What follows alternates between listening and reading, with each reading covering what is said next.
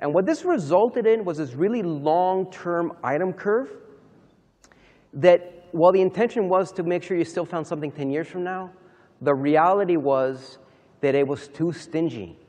Players were not getting drops.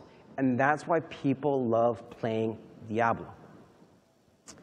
The other thing we thought was that people wanted a hard, a challenging, a brutal game. And in truth, what they want is they want a game that's fun, that challenges them, but ultimately is about trying to be as efficient and as quick as possible in slaying all the things. I mean, I even remember we did a promotional video right before launch. We had our best players on the team talking about how hard it was and how Inferno was just going to, kill everybody. And we didn't realize just how bad this experience was going to be because of our stingy item curve. One of the other things was this notion of, well, what if sometimes you will find a magic item, so a blue item, what if it sometimes was better than a rare item or a yellow item, which should theoretically be more powerful? Wouldn't that moment of surprise be a really great moment for the player? Well, that just ended up being very confusing, and players didn't understand why an item that should have been of lesser power was actually better than an item that should have been of greater power. So there was confusion around this concept. And this is one that it took us a really long time to really come to grips with.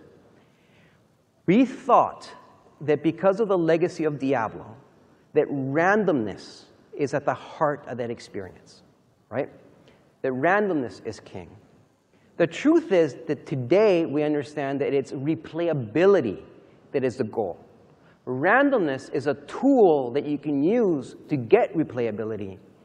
But what ended up happening is that we ended up sacrificing fun at the altar of randomness because we thought randomness was important. An example here is what we call near misses. So this is a quiver that my barbarian found, or one of them like it. Again, barbarians don't need a quiver. The idea would be here that, oh, I got an item for another class. Oh, that's a near miss. That it could have been for me, but it's cool because whenever I get to roll a demon hunter, in other words, never, I'll be able to use this item, right? And we didn't understand that all they were doing to the players is not only did I not get a good drop, but you gave me a drop for a class that I'm not playing. You guys are mean. The other thing is we thought, aren't loot fountains awesome, right? Let's just throw all the loot at the player, right? Because it's going to be so much fun to see this happen.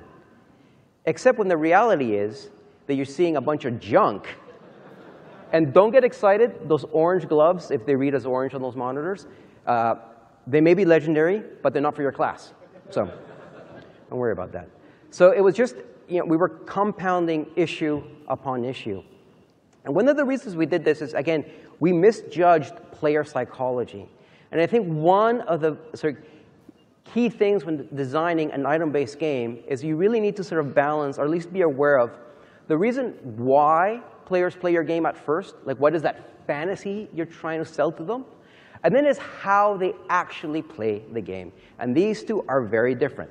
So the fantasy we want to sort of sell our players, that we want to deliver for our players is, you want to be this badass demon hunter.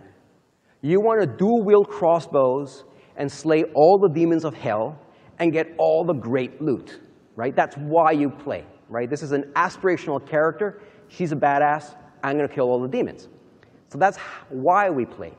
How we play is very different, especially in this day and age. You go to Google. You ask Google, what is the most efficient way to get gear? And you get over 500,000 responses, right?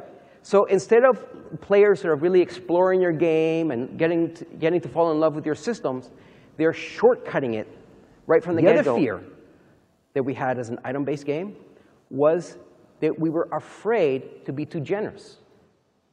Because everybody knows that in a loot-based game that people like loot-based games because they keep coming back, right? You sort of drip feeding this awesome stuff to them, and they keep coming back, and they're having a good time. And so there was this fear of like, well, if we give them everything, they're going to stop playing. And I think the realization we made now, and the thing we firmly believe now, is that it's much better for players to get all the loot and leave your game happy because they will come back when you have an expansion or when you do a new DLC drop or a new patch. They will come back happy. If you're stingy and you're afraid of being too generous, they're going to leave frustrated. They're going to spend 3 hours not getting an upgrade and say, like, this game just wasted my time. So we really needed to be comfortable being generous. The other one was that randomness is not replayability. I talked about this a little bit before, but this was one of those like aha moments where we realized that we sacrificed so much at the altar of randomness that we lost sight of fun. This is why we have systems where if you haven't gotten a legendary in a certain amount of time, we make sure that we slowly start nudging the system to make sure you do get a drop. We're very subtle with it, but I think it's really important that we understand that what we want is replayability. We want people to come back. Randomness can sometimes push people away.